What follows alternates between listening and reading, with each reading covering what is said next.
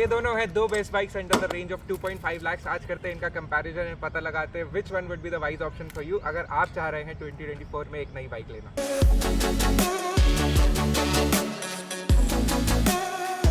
आज है हमारे साथ दो स्पेशल बाइक्स जो कि आती है under the range of 2.5 lakh. एक है आरी classic 350 and the other one is ESD roadster. अब आप सोच रहे हो ये आरी किसकी है, तो आज मैं आपको मिलवाता हूँ to one of our fellow friends. ये है Linesh, he is the owner of आरी 350। हाँ, is a sort of fitness influencer and आपको इनके चैनल की लिंक मिल जाएगी in the description. Do find it out, check it out and give it a very big follow. तो आज इनका कंपैरिजन चालू करते हैं। इनका कंपैरिजन हम करेंगे मल्टीपल हेड्स पे जो कि है ये। सबसे पहले बात करते हैं हम अपने फर्स्ट हेड की, विच is the design and looks of the bike. तो स्टार्टिंग ऑफ विद द आरी 350। डिज़ाइन एंड लुक्स की बात करें तो आगे से काफ़ी इंप्रेसिव सा लुक मिलता है आपको। हेडलाइट पे ग्रिल मिल जाता है which doesn't come in many of the bikes. Then same grill आपको मिल जाता है हेडलाइट्स पे और इस पे इंडिकेटर्स पे। Indicators are the digital ones with the cap. Suspension की बात करें तो टेलीस्कोपिक। आगे का टायर कंपेरेटिवली पीछे से थोड़ा सा पतला होता है विच इज़ द मार्जिनलाइज 100-120 का रहता है।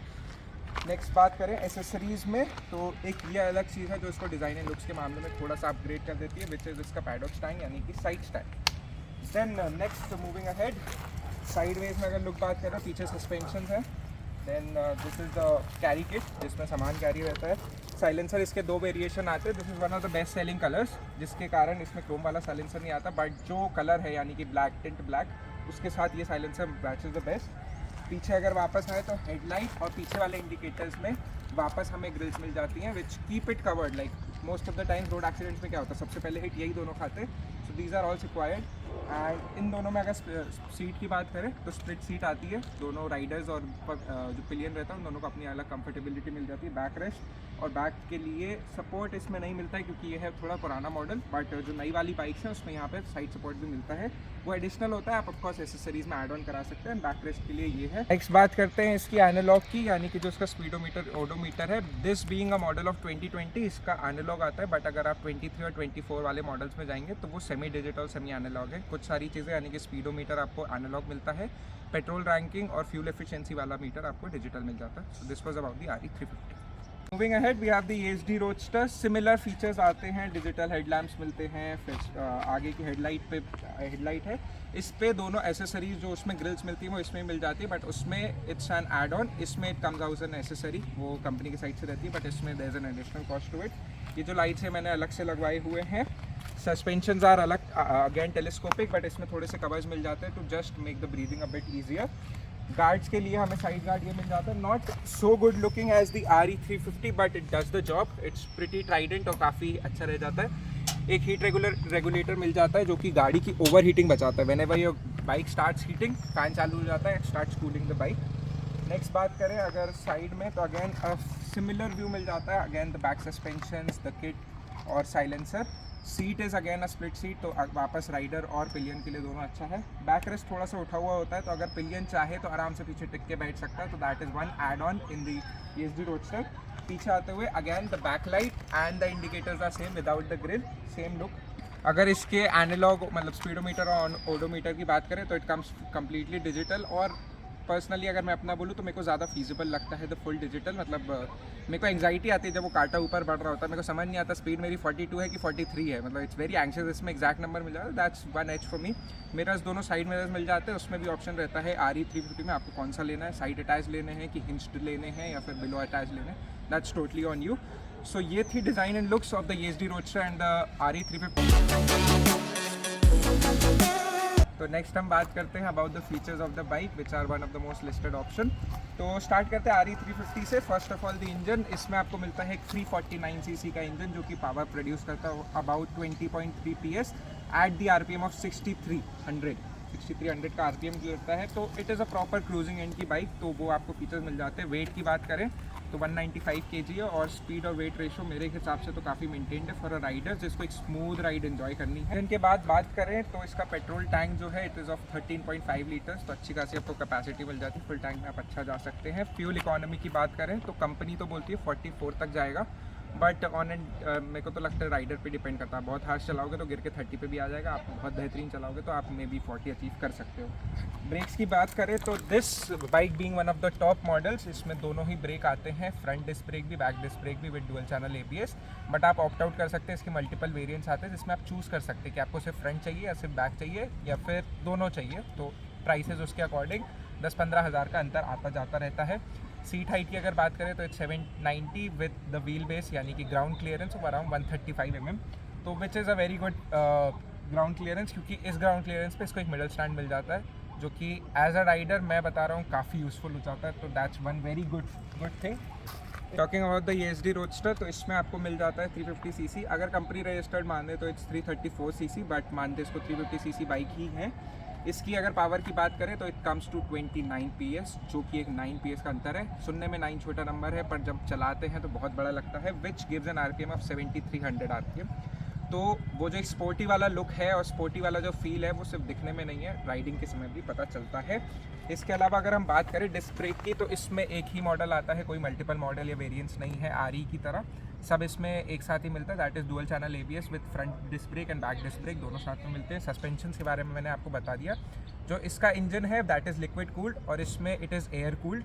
दोनों में ज़्यादा अंतर नहीं होता, बट इसमें लिक्विड टॉपअप कराना होता है which gives you an extra cost while the servicing. But जो कॉस्ट आप ऑलरेडी पे कर रहे हैं वो इतना उस पर इतना मार्जिन नहीं आता है। पेट्रोल टैंक अगर कंपेयर करें RE से तो इसमें 1 लीटर कम मिलता है, that is 12.5 litres. But again गाड़ी है, चलेगी तो आपको समझ आ ही जाता है कि आपकी कितनी एफिशिएंसी है, तो इतना कोई बड़ा मार्जिन नहीं है। सीट पे आते हैं तो स्प्लिट सीट है और सीट हाइट इज़ अगेन 790 के आसपास। और जो मेरे को सबसे गंदी चीज़ लगती है मैं आपको कौन में ही बताऊंगा, बट इसका जो व्हील बेस से हाइट है दैट इज़ अराउंड 175, जो कि हमें स्पेस नहीं दे पाती। अगर कोई बड़ा ब्रेकर आ गया तो आपका इंजन पिटना है, तो ये लेते समय ध्यान रखिए। मिडिल स्टैंड भी आपको नहीं मिलता है। इसके अलावा back rest is very good thing, because जो लॉन्ग राइड्स रहती हैं उसमें इट गेट्स वेरी कंफर्टेबल। तो उस पॉइंट के लिए अगर आप लॉन्ग राइड्स पे विद पिलियन ट्रैवल कर रहे हैं तो पिलियन और आपके लिए होने वाली है बहुत ही प्यारी जर्नी। तो ये थे कुछ features about the ESD roadster and RE 350। Do let me know in the comments अगर आपको और कुछ पसंद आया। हम आते हैं अगले हेड पे और मैं आपसे मिलूंगा तब। एक मेजर फीचर जो कि इन बाइक्स के बारे में मिस आउट हो गया वो है कि दोनों का जो गेयर बॉक्स ट्रांसमिशन है वो अलग आता है। RE में you get a 5 speed gear box transmission और इसमें 6 स्पीड गेयर बॉक्स।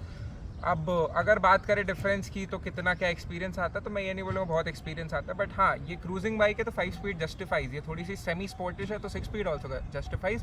तो it's end of the day on you, 6 speed चाहिए 5 स्पीड चाहिए, दोनों ऑप्शन आपके पास हैं। तो अब इस गाड़ी को हो चुके ऑलमोस्ट 1 साल से ऊपर, ये गाड़ी है 2 साल पुरानी। तो अब इनकी बात कर लेते हैं सर्विसिंग और आफ्टर इफेक्ट के, आफ्टर मार्केट की कैसा इनका एक्सपीरियंस रहता है। तो सबसे पहले स्टार्ट करते हैं ESD रोडस्टर के साथ। तो सबसे पहले इनकी बात कर लेते हैं जो एसेसरीज लगती हैं। तो accessories come out to be very expensive. Now why do I say that, ये एक which is the guard for this, ये वाला guard which is the sort of engine guard, एक लेडी रेस्ट जो कि बैक रेस्ट आता है, और ये मिरर्स, ये 4 चीज़ें आपको मिला के 6000 का बिल पड़ता है, विच इज़ मेरे ख्याल से काफ़ी एक्सपेंसिव। आप बाहर जाओगे तो यही सारी चीज़ें इफ़ नॉट 2000 तो 3000 में तो आपके हाथ में आ ही जानी है विथ इंस्टॉलेशन। अब अगर इसमें RE की बात करें तो RE में ये एसेसरी, मिरर्स, ग्रिल्स और पीछे के 2 ग्रिल्स और 1-2 एसेसरी और एडिशन, ये आपको मिलता है 4 या 4500 में। और ये मैं बता रहा हूँ शोरूम से लगवाने पे, जो कि प्राइसेस हाइप रहते हैं, बट अगर आप ऑफ मार्केट जाओगे तो आपको 2000 में सब पड़ जाता है। तो if I talk about the accessories और आफ्टर मार्केट की जो चीज़ें हैं वो RE के मामले में काफ़ी अच्छी हैं और काफ़ी इन द पॉकेट है। नेक्स्ट टॉपिक एक और चीज़ है जो कि है सर्विसिंग। अब सर्विसिंग इसकी ऑलमोस्ट डेली कॉस्ट आती है 1810 रुपये टू बी वेरी प्रिसाइज। इसकी ऑलमोस्ट 2000 तक जाती है। अब कॉन्सेप्ट क्या आ जाता है कि जावा और ESD अभी भी मार्केट में जगह बना रहे हैं, जिसके कारण ये लोग अभी ट्राई करते हैं बेस्ट टू बेस्ट सर्विस देने के कारण। बट इनकी थोड़ी सी चिकल्लस यहाँ होती है कि आप वहाँ जाओ, आप अगर 3 महीने में 1000 किलोमीटर भी चलाते हो तो भी आपको वहाँ का सजेस्ट करेगा कि भाई आप ऑयल चेंज करा लो, which I feel is a very big scam. ये बहुत ही गलत चल रहा है। मेरी गाड़ी जब चली ही नहीं है उसके ऑयल के हिसाब से, उसका ऑयल पूरा बर्न ही नहीं हुआ है, तो मैं ऑयल चेंज क्यों कराऊँ। बट वो लोग अड़ जाएंगे कि इंजन सीज हो जाएगा, ये हो जाएगा, फिर हम रिस्पॉन्सिबिलिटी नहीं लेंगे। तो आपके दिमाग में क्वेश्चन मार्क आ जाता है कि मैं 2 लाख की गाड़ी सोचूँ या 1800 रुपये देखूँ। आपका सोचना गलत नहीं है, बट इट्स नॉट नेसेसरी। तो इन्वेंट्री वाले काफ़ी स्कैम करते हैं, इसमें ऐसा नहीं है, बट इसमें सर्विस अच्छी मिल जाती है, बट सर्विस वहीं अच्छी मिलती है क्योंकि ट्रस्टेबल है या फिर उनने स्टैब्लिश बहुत टाइम से कर रखा है, जिनको 2-5 साल हो चुके हैं इंडस्ट्री में इन्वेंट्री मेंटेन करते हुए। अगर नई इन्वेंट्री रहती है तो वहाँ जाके कई बार मैंने दोस्तों से बात की, उन्होंने बताया कि सर्विसिंग सेंटर में जाके ले जाके गाड़ी खड़ी करते हैं, उनको पता ही नहीं कि गाड़ी में प्रॉब्लम क्या है और उसको रिजॉल्व कैसे करना है। प्रॉब्लम आइडेंटिफाई कर रहे हैं तो रिजॉल्व नहीं कर पा रहे हैं, और प्रॉब्लम तो स्टार्ट में कभी कभी तो आइडेंटिफाई नहीं हो पाती है। तो दीज आर द थिंग्स जो कि इनकी सर्विसिंग में थोड़ी सी प्रॉब्लम आ जाती है। मैंने आपके सामने दोनों सिनारियोज लेआउट कर दिए हैं। तो गाड़ी लेने से पहले प्रॉपर्ली इंस्पेक्ट कर लीजिए कि जो गाड़ी आप जहाँ से भी ले रहे हैं वो कितना अच्छा ब्रांड है और कितने टाइम से इस्टेब्लिश्ड है। पूरे वीडियोस में मैंने आपको सारी अच्छी चीज़ें तो बताई दी दोनों बाइक्स के बारे में, बट वीडियो खाली रह जाएगा अगर मैं नहीं बताऊंगा आपको इनके कॉन्स। तो कॉन्स की बात करें तो RE350 में one of the biggest cons है इसके वाइब्रेशंस। एक सर्टेन स्पीड के बाद जो कि 60 के ऊपर अगर जैसे आप निकलते हैं तो वाइब्रेशंस इतने ज़्यादा हैं कि बैक मिरर में दिखता ही नहीं कि पीछे गाड़ी है कि हवा है, इतना वाइब्रेट कर रहा होता है। तो that is one of the biggest cons of the RE350। ये नई बाइकों में थोड़ा सा सस्टेन करते हुए संभाला गया है, जो कि नई बाइकें आती जा रही, बट 2020 बाइक में थोड़ी सी प्रॉब्लम है। 2024 में काफ़ी इंप्रूवमेंट्स आए हैं, but still there are problems to vibration. Seats की बात करें तो सीट पिलियन के लिए कंफर्टेबल नहीं होती है ऑन लॉन्ग राइड्स, बहुत ब्रेक्स लेने पड़ते हैं, रुक रुक के चलना पड़ता है क्योंकि it's very uncomfortable for the seats. और जो ब्रेकिंग रहती है वो लॉन्ग स्पीड पे, जैसे आप हाई स्पीड पे उतरने में काफ़ी अनकंफर्टेबल हो जाती है, ऐसा लगता है कि लग नहीं रहे हैं या फिर लग रहे हैं तो रुक रुक के लग रहे हैं। So these are the few cons of the RE350। अगर कॉन्स की बात करें तो मैं बता रहा हूँ पर्सनली बिगेस्ट कॉन, आपको जब भी गाड़ी साफ़ करानी है अच्छे से आपको ले जानी ही पड़ेगी कहीं साफ़ करानी, क्योंकि इसमें मिडिल स्टैंड ही नहीं है। आप घर पे सोचो कि मैं मिडिल स्टैंड पे चढ़ाऊँ गाड़ी साफ़ करना चालू करूँ, होता ही नहीं है, मिडिल स्टैंड नहीं है। तो मेरे ख्याल से मेरे को चेन क्लीन करने के लिए फिर मैं लेके जाऊँ, टायर साफ़ करने फिर मैं लेके जाऊँ, तो ये biggest demerit of this bike. दूसरा सर्विसिंग का जो मैंने सिनेरियो बताया that is one of the biggest cons. At least मेरा एक्सपीरियंस तो ख़राब रहा है, दूसरी सिटीज़ और दूसरे स्टेट्स का मेरे को नहीं पता, बट भोपाल में मेरे लिए अ वेरी बैड रिव्यू। उसके अलावा इसकी वाइब्रेशंस की उतनी प्रॉब्लम नहीं आती तो उसको कॉन में कंसिडर नहीं करेंगे। तो ये ही दो मेजर कॉन है अबाउट द ASD रोडस्टर। कहानी उससे ही अच्छी लगती है जिसने एक्चुअली एक्सपीरियंस किया हो the ride, the bike, the feel, everything. तो हमारे साथ है लिनेश, जानते हैं उनका कैसा एक्सपीरियंस रहा in the last 2 years with his RE350। Hello everyone, this is my RE classic 350 और मैं इसके प्रोज बताता हूँ कुछ। पर्सनली मुझे ये बाइक बहुत ज़्यादा पसंद थी स्टार्टिंग से ही, इसलिए मैंने ये प्रेफर करी थी। बट उसके बाद में पता चला कि इसके कॉन्स भी है कुछ। प्रोज तो पहले सब प्रोज ही लग रहे थे। 60 पे चलाओगे अगर तो बहुत प्यारी गाड़ी है, आराम से चलती है, बट जैसे ही आप 80 पे जाते हो वाइब्रेट इतना करती है ना कि पूछो मत। बट इतना मैं माइंड नहीं करता, ये सब मेरे को पहले से पता था कि वाइब्रेट करती है, बट पसंद थी तो ले ली। सेकंड प्रोज है कि राइड पे जब जितने भी बार गया हूँ मज़ा दिया है गाड़ी ने, कंफर्टेबली चलाता हूँ, अकेला हूँ तो बहुत कंफर्टेबली चलाता हूँ। हाँ, हाई स्पीड पे इसकी ब्रेकिंग थोड़ी ट्रस्टेबल नहीं है, ऐसा लगता है कि कभी गिर ही जाऊँगा, बट ठीक है उतना चलता है तो उतनी स्पीड में मैं चलाता भी नहीं हूँ। कॉन्स इसके ये है कि इसका ना चेन पॉकेट का ये चेन इसकी हमेशा ढीली हो जाती है और वो हर महीने होती है, इतनी होती है सूख जाएगी और वो ढीली बार बार होती है। तो ये तो मुझे पता था, बट फिर भी मैंने ले ली, लेकिन ये प्रॉब्लम करती है बार बार। ये मैंने बाइक 2-2.5 साल में 16,000 करीब चला ली है और लोग इसके एवरेज के वजह से इसको कंप्लेंट करते थे, बट मैंने पर्सनली इसकी 40 की एवरेज निकाली हुई है। ये पूरा सिर्फ और सिर्फ राइडर पे डिपेंड करता है। रगेड़ोगे गाड़ी तो नहीं चलेगी, इसको प्यार से चलाओगे तो चल जाएगी। 40 का एवरेज आराम से निकालती है। मेरे बारे में तो आप जानते ही हैं और मैंने काफ़ी टाइम आपको बता चुका है कि मेरा एक्सपीरियंस अच्छा रहा है। तो अगेन टेलिंग यू, 1 साल के बाद इफ़ आई से कि आपको बाइक लेनी चाहिए ASD रोडस्टर और नॉट, तो मैं बोलूँगा आपको बिल्कुल लेनी चाहिए। अबव आ रही है नहीं वो तो आपको वीडियो देख के एंड में पता चल ही जाएगा, मैं आपको सारे पॉइंट्स लेआउट कर दूंगा। तो that is totally on you. But a rider like me जिसको बहुत चाहिए हाइब्रिड चाहिए कि गाड़ी मेरी कभी जब मेरे को मन हो तो मैं क्रूज़ की तरह भी चला लूँ, जब मेरे को मन हो तो मैं 7000 RPM पे लगा के खींच भी लूँ, उसके लिए अ वेरी गुड ऑप्शन। क्योंकि मैंने जैसे बताया it's hybrid bike, semi type की, सेमी स्पोर्ट और सेमी क्रूज़। इसमें हाई वाइब्रेशंस आते हैं बट ऐसे नहीं कि अब मैं पूरी बॉडी खनखन आ रही है या फिर मज़ा ही नहीं आ रहा चलाने में, वो चीज़ नहीं है। You get into a good posture, you drive it and then you can do it. Braking is not a problem. Overall an experience servicing के अलावा अगर मैं बात करूँ तो मेरा काफ़ी अच्छा रहा है। एंड मेरे को जो प्राइस पॉइंट है इसका 2.5 लाख उसके अंडर ये बाइक काफ़ी अच्छी लगती है। फ्यूल इकोनॉमी की भी बात कर लें तो इट गिव्स अराउंड 35 का। RE के कंपैरिजन में ऑफकोर्स इट्स लेस, बट वही है ना, सेमी स्पोर्ट वाला लुक डाला है, सेमी स्पोर्ट वाले फीचर्स डाले हैं तो थोड़ा तो उससे कॉम्प्रोमाइज़ करना पड़ेगा। पेट्रोल कॉम्प्रोमाइज़ करते हुए आपको काफ़ी सारे फीचर्स मिल रहे हैं। तो ये था मेरा rider review after owning and driving and experiencing the ESG roadster for over an year. तो आ चुके हैं हम ऑलमोस्ट वीडियो के एंड तक, बट इससे पहले, वीडियो ख़त्म करने से पहले जो दो मोस्ट चीज़ें हैं जो कि हर आदमी जानना चाहता है और काफ़ी मेरे कमेंट्स भी आए थे, एक तो एग्जॉस्ट नोट और फाइनल वर्डिक्ट की कौन सी बाइक आपको लेनी चाहिए, तो उसके बारे में बात करते हैं। फर्स्ट हम कंपेयर कर लेते हैं इनके exhaust notes. So starting of with the roadster 350 roadster. So this is how it starts up. This is the bass note. थोड़ा सा एग्जॉस्ट क्लियर करें तो जो मैंने आपको स्पोर्टी वाली चीज़ बताई वो आपको इसके एग्जॉस्ट नोट में भी समझ आती है जब आप हाई रेफ पे लेके जाते हैं। गिव्स यू दैट एग्रेसिव वाला exhaust note and you realise कि हाँ, मैं एक टोटल क्रूजर बाइक में नहीं हूँ। But on the other hand बात कर ले अगर इसकी एग्जॉस्ट नोट की, तो this is the base exhaust note और रेफ पे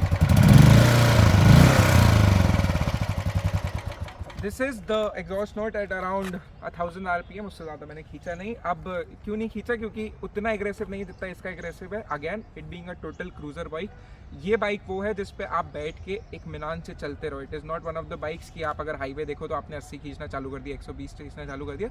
आप ऑफकोर्स कर सकते हो, बट वाइब्रेशंस आपके आड़े आएंगे और आपका एक्सपीरियंस खराब होगा। It's one of the bike जिसमें आप बैठ के बस एक मिनान से चलो, अपने मन में गाना चलता रहूँ, मैं चलता रहूँ टाइप का चलता रहो और आपकी गाड़ी भी चलती रहे। So that's one of the experience जो कि RE 350 देती है।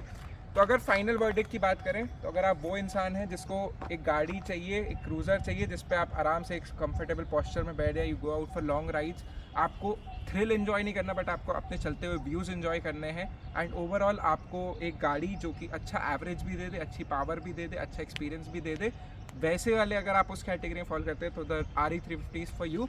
बट अगर आपको क्रूज़र भी एक्सपीरियंस चाहिए, आपको आराम से पोस्चर चाहिए, एक्सपीरियंस चाहिए, फिर थोड़ा सा बेंट इन होके थोड़ी सी स्पोर्टी लुक भी चाहिए और आपको चाहिए कि 330 सीसी में आपको एक ऑलमोस्ट 400 सीसी या 500 सीसी की स्पोर्ट्स बाइक का एक्सपीरियंस मिल जाए, मैं ये नहीं बोलूँगा कि पूरा ही मिल जाए बट टच कर जाओ, तो फिर एक 7000 RPM की बाइक जो कि है ESG roadster is one of the options for you. तो मैंने आपके सामने लेआउट कर दिए हैं वो सारे ऑप्शंस जो कि आपको कंसिडर करने चाहिए और आप किस कैटेगरी में फॉल करते हो उसके हिसाब से best bike. Do let me know in the comment section अगर आपके दिमाग में और कोई भी सवाल है, मैं I will try my best to answer those questions. अगर इसके बाद भी आप स्टिल कंफ्यूज हैं या फिर कोई ऐसे पॉइंटर्स हैं जो मैंने मिस आउट किया, वो भी आप कमेंट सेक्शन में कर दीजिए। I will try to resolve them as well. This was it for this video. I hope आपको रिव्यू पसंद आया। इफ़ यस तो give it a very big like, subscribe to the channel. आपको कुमार के channel की लिंक, लिनेश के channel की link सब मिल जाएंगी डिस्क्रिप्शन में। All is yours to watch. Keep watching on two wheels and good bye.